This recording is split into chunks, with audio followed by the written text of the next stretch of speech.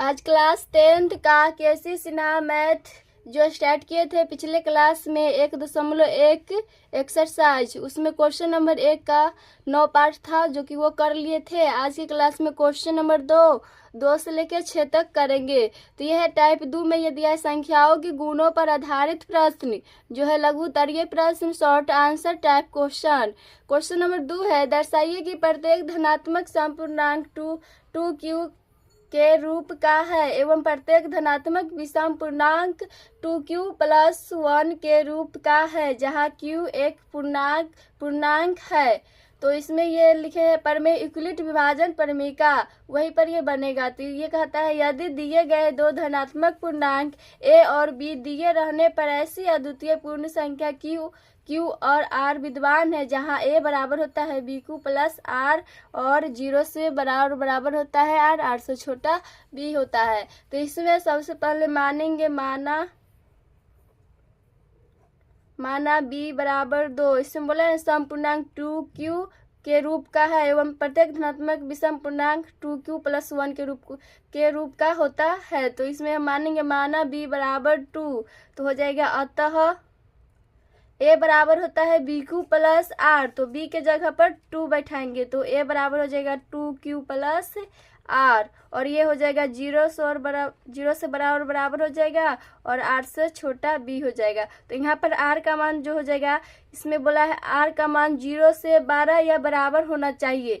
तो ये हो जाएगा r का मान यहाँ हो जाएगा 0 हो जाएगा और 1 हो जाएगा। तो आप इसमें केस 2 बनेगा। तो पहला केस पहले बना रहे, केस नंबर 1। तो इसमें लिखेंगे यदि r बराबर 0 हो तो इसको समीकरण 1 मान लेंगे।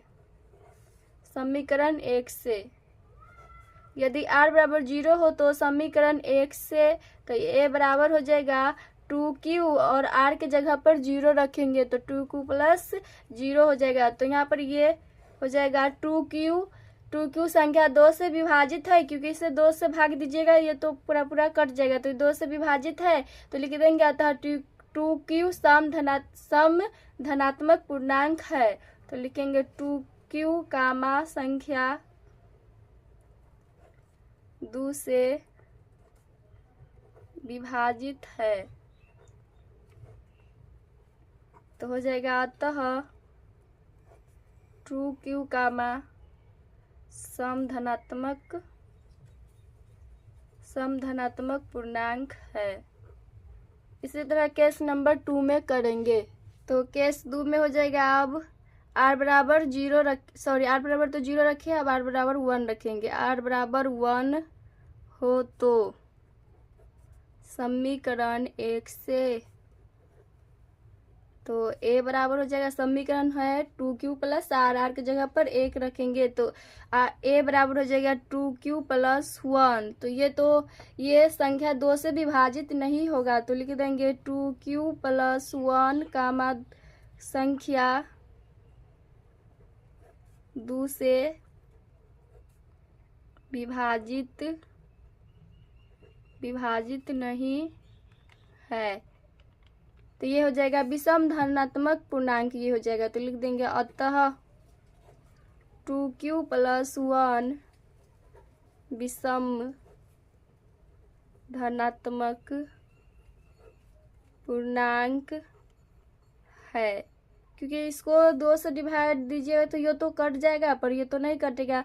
तो ये हो जाएगा 2q प्लस 1 का संख्या 2 से विभाजित नहीं है, अतः 2q प्लस 1 विषम धनात्मक पूर्णांक है। यही इसका आंसर हो जाएगा। क्वेश्चन नंबर 3 है, दिखाइए कि एक धनात्मक विषम पूर्णांक 4q प्लस 1 या 4q प्लस 3 के रूप का होता है, जहाँ q एक पूर्णांक है। क्वेश्चन नंबर 2 बना है, उसी तरह a भी बनेगा। तो यूक्लिड विभाजन लोगरिथम ये होता है, यदि दिए गए दो धनात्मक पूर्णांक a और b दिए रहने पर ऐसी अद्वितीय पूर्ण संख्याएं q और r विद्यमान है, जहाँ a बराबर bq प्लस r और 0 से बराबर r होता है, r से छोटा b होता है। तो इसमें उसी तरह मानेंगे माना b बराबर 4, तो इसमें हो जाएगा a बराबर होता है bq प्लस r, तो इसमें b के जगह पर 4 रखेंगे तो a बराबर हो जाएगा 4q प्लस r।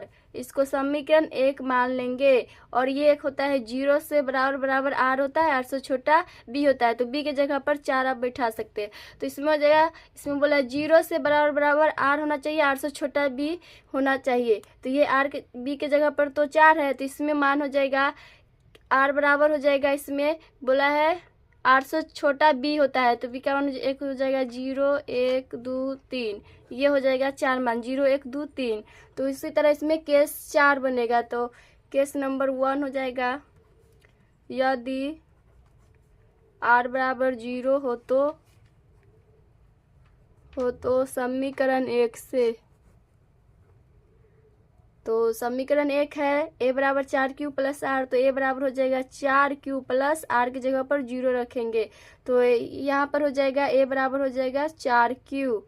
तो लिख देंगे 4q का मान संख्या 2 से विभाजित है, क्योंकि इसे 2 से डिवाइड कीजिएगा ये तो कट जाएगा पूरा पूरा, तो ये हो जाएगा 2 से विभाजित है,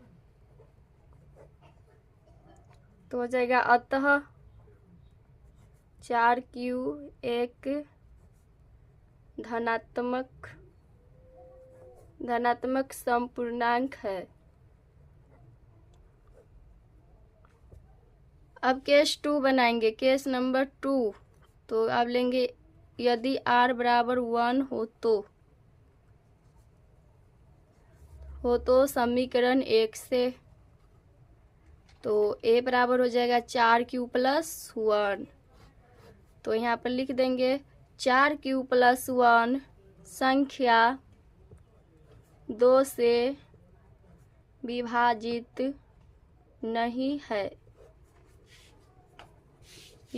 नहीं है, तो हो जाएगा अतः 4q प्लस 1 एक हो जाएगा विषम धनात्मक पूर्णांक है, विषम धनात्मक पूर्णांक है। अब केस नंबर 3 हो जाएगा, केस 3 में हो जाएगा r बराबर 2 रखेंगे, तो r बराबर 2 हो तो समीकरण 1 से, तो a बराबर हो जाएगा 4q प्लस 2, इसको 2 से डिवाइड कीजिएगा तो ये पूरा पूरा कट जाएगा, तो ये हो जाएगा 4q प्लस 2 संख्या 2 से विभाजित है, 4q प्लस 2 संख्या 2 से विभाजित है, तो लिख देंगे अतः 4q प्लस 2 एक धनात्मक समपूर्णांक है,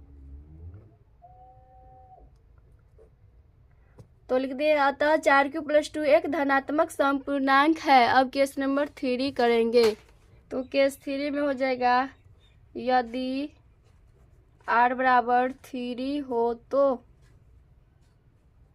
समीकरण 1 से का a बराबर हो जाएगा 4q प्लस 3, तो ये 2 से विभाजित नहीं होगा, क्योंकि 2 से तो ये 4 कट जाएगा, इससे 2 से इसको डिवाइड कीजिएगा पर 3 नहीं कटेगा, तो लिख देंगे 4q प्लस 3 संख्या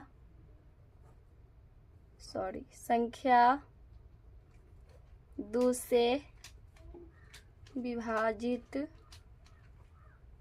विभाजित नहीं है, तो लिख देंगे अतः 4q प्लस 3 एक विषम धनात्मक पूर्णांक है, तो लिख दिया अतः 4q प्लस 3 एक विषम धनात्मक पूर्णांक है, यही इसका आंसर हो जाएगा। टाइप 3 का क्वेश्चन है, संख्याओं के HCF के अनुप्रयोग पर आधारित प्रश्न है। क्वेश्चन 4 है, 2 पात्रों में 250 और 425 लीटर दूध है। पात्र की महत्तम धारिता क्या है जो दोनों पात्रों के दूध को पूर्ण रूप से माप सकती है? तो क्वेश्चन बोल रहा है दो पात्र है, उसमें 250 और 425 लीटर दूध है, पात्र की महत्तम धारिता क्या है, उस पात्र में कितना महत्तम धारिता है ये बताना है। तो महत्तम बोला है तो इसमें हो जाएगा इसका HCF ज्ञात करना है। तो उसी तरह हम इसमें मानेंगे, माना कि जो बड़ा संख्या उसको A मानेंगे और जो छोटा संख्या उसको B मानेंगे। तो A बराबर हो जाएगा 425 और B बराबर हो जाएगा 250। तो A बड़ा होगा B से। तो यहाँ पर लिख देंगे यूक्लिड विभाजन परिमीका, यूक्लिड विभाजन परिमीका। तो ये होता है A बराबर होता है BQ प्लस R और 0 से बड़ा और बराबर R होता है, R से छोटा B होता है। तो अब इसमें भाग करेंगे, 250 से 425 में भाग करेंगे तो ये लग जाएगा, एक मरते लगेगा तो आ जाएगा 250 और ये 175 आ जाएगा। तो यहाँ पर भी R 0 के बराबर नहीं हुआ। ये R का मतलब क्या हुआ, R का मान 0 से 12 आना चाहिए या बराबर आना चाहिए, वही हुआ। तो यहाँ पर बैठाएंगे यूक्लिड विभाजन परिमीका पर A बराबर होता है BQ प्लस R। तो A का मान हो जाएगा 425 बराबर और B हो जाएगा 250 गुने 1 प्लस 175। तो लिख देंगे R इक्वल नॉट 0 है।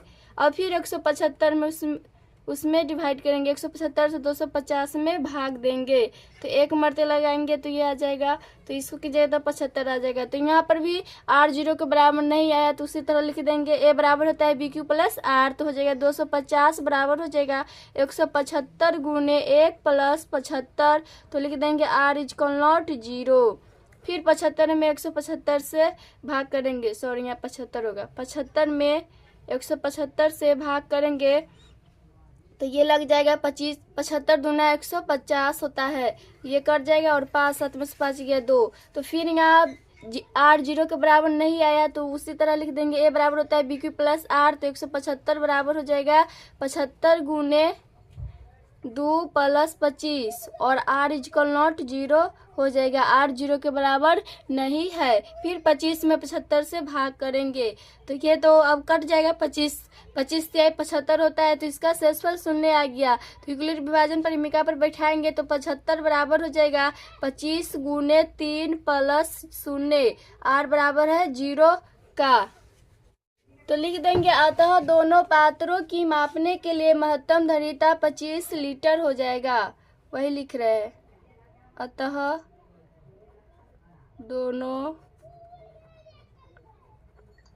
पात्रों की मापने के लिए महत्तम धारिता तो ये हो जाएगा, आया है इसका HCF 25 आया है तो ये हो जाएगा 25 लीटर, यही इसका आंसर हो जाएगा। क्वेश्चन नंबर 5 है, एक आयताकार सतह की लंबाई 4661 मीटर एवं चौड़ाई 3318 मीटर है। इसके संपूर्ण क्षेत्र पर वर्गाकार टाइल्स बिछाना है, इस टाइल्स की लंबाई ज्ञात करे। तो जब भी इसमें बोला है टाइल्स की लंबाई ज्ञात करे तो लंबाई बोला तो इसका मतलब हो जाएगा ये तो HCF पर क्वेश्चन है तो इसमें HCF ही निकालना होगा। तो इसको हल कर रहे हैं तो इसमें हो जाएगा जो बड़ा संख्या उसको A मानेंगे और जो छोटा संख्या उसको B मानेंगे। तो इसमें बड़ा संख्या हो जाएगा A बराबर हो जाएगा 4661 और B बराबर हो जाएगा 3318। तो इसमें ये A बड़ा होगा B से। तो फिर लिख देंगे यूक्लिड विभाजन परिमीका, यूक्लिड विभाजन परिमीका। तो ये होता है A बराबर होता है BQ प्लस R और 0 से बड़ा और बराबर R होता है, R से छोटा B होता है। तो इसमें भाग करेंगे 33 18 से 46 61 में भाग देंगे तो ये हो जाएगा, एक मरते लगेगा तो हो जाएगा 33 18, इसका शेषफल आ जाएगा 1343। तो यहाँ पर R का मान 0 के बराबर नहीं आया है तो उसी तरह उस फार्मूला पर बैठाएंगे तो हो जाएगा A बराबर होता है BQ प्लस R। तो A का मान हो जाएगा 4661 बराबर 3318 गुने 1 प्लस 1343। तो लिख देंगे R इक्वल नॉट 0। फिर इसमें इससे भाग करेंगे तो 1343 से 33 18 में भाग करेंगे तो ये लग जाएगा, 2 मरते लगेगा तो आ जाएगा 26 86। तो ये आ जाएगा, इसका शेषफल आ जाएगा 8 में से 6 गया 2 और 11 में से 8 गया तो ये बच जाएगा 3 और 3 में से 2 गया और 12 में से 6 जाएगा तो 6 बच जाएगा। तो यहाँ पर भी आर का मान 0 के बराबर नहीं आया तो उसी तरह उस फॉर्मूला पर बैठाएंगे। ए बराबर होता है बी क्यू प्लस आर, तो 3318 बराबर हो जाएगा 1343 गुने 2 प्लस 632। तो ये हो जाएगा आर इज इक्वल नॉट 0। फिर इसमें इससे भाग करेंगे तो 632 से 1343 में भाग करेंगे तो ये हो जाएगा, 2 मरते लगाएंगे तो आ जाएगा 1264। तो इसका शेषफल आ जाएगा 79। तो यहाँ भी आर के मान नहीं 0 के बराबर नहीं आया है तो उसी तरह लिखेंगे इसको भी, 1343 बराबर 632 गुने 2 plus 79 R is equal not 0। फिर अब 79 में 632 से भाग करेंगे तो ये 8 मरते कट जाएगा 632। तो इसका शेषफल 0 आ गया। यहाँ पर आर का मान 0 के बराबर आ गया तो लिख देंगे 632 बराबर 79 गुने 8 प्लस 0, आर बराबर है 0 का। तो लिख देंगे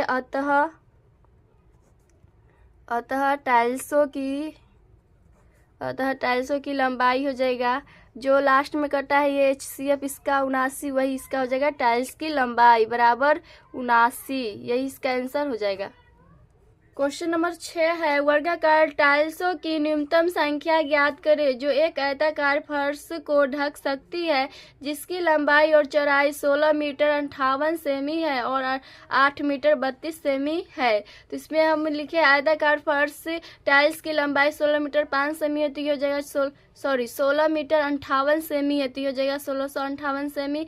फिर ये आयताकार फर्श टाइल्स की चौड़ाई ये सब दिया है सो लिखे 8 मीटर 32 सेमी तो हो जाएगा 832 सेमी। तो इसमें भी HCF ज्ञात करना है, बोला है वर्गाकार टाइल्स की न्यूनतम संख्या ज्ञात करना है तो वही HCF निकालना है। तो इसमें उसी तरह मानेंगे, जो बड़ा संख्या उसको A मानेंगे और जो छोटा संख्या उसको B मानेंगे।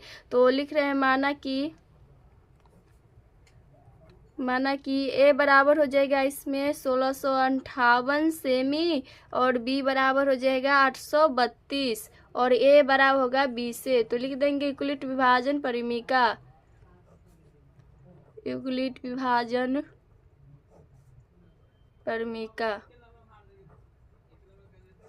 तो ये होता है A बराबर होता है BQ प्लस R और 0 से बराबर R होता है, R से छोटा B होता है। तो इसमें इससे भाग करेंगे 832 से 1658 में भाग करेंगे तो ये लग जाएगा, 1 मरते लगेगा तो आ जाएगा 832। तो ये शेषफल बच जाएगा 826। तो R 0 के बराबर नहीं आया तो उसी तरह ये फार्मूला पर बिठा देंगे A बराबर BQ प्लस R पर। तो 1658 बराबर हो जाएगा 832 गुने 1 प्लस 826। तो लिख देंगे R इज इक्वल नॉट 0।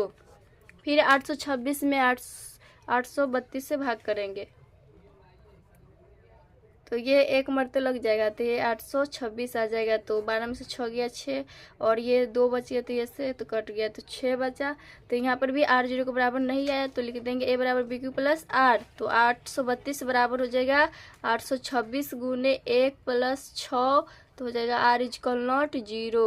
और फिर 6 से 826 में भाग करेंगे तो 6 में 826 से भाग करेंगे तो ये लग जाएगा 6 इकाई 6, 8 में 6 गया 2 उतारेंगे और लग जाएगा 36 18 और 12 में से 8 गया 4 और ये कट जाएगा और ये 6 उतारेंगे 6 7 42।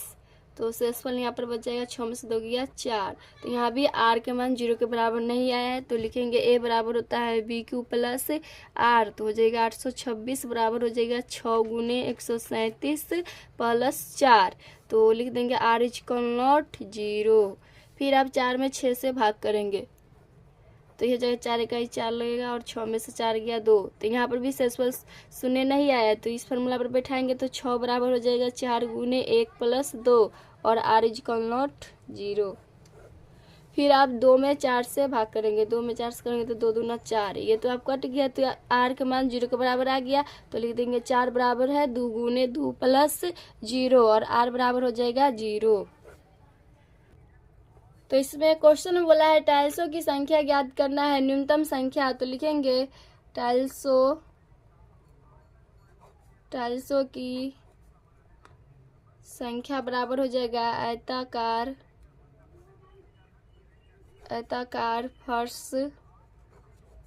फर्श का क्षेत्रफल बट्टा टाइल्स का क्षेत्रफल। तो आयताकार फर्श का क्षेत्रफल बोला है तो ये तो होता है लंबाई गुने चौड़ाई बट्टा, और टाइल्स का क्षेत्रफल बोला है तो ये हो जाएगा भुजा स्क्वायर। तो ए से इसको मान रहे ए स्क्वायर। तो इस पर अब बैठाएंगे तो लंबाई और चौड़ाई दे रखा है 1658 है लंबाई, और चौड़ाई है 832, और ये हो जाएगा 2 का स्क्वायर। अब इसको सॉल्व करेंगे तो 1658 गुने 832 बट्टा 2 का स्क्वायर 4 हो जाएगा। तो ये कट जाएगा, 4 दूना 8, 0 और 4 8 32। अब इसको मल्टीप्लाई करेंगे 1658 गुने 208, तो ये आ जाएगा, इसको मल्टीप्लाई कीजिएगा तो आ जाएगा 344 और 864। यही इसका आंसर हो जाएगा। टाइल्सों की न्यूनतम संख्या ये हो जाएगा।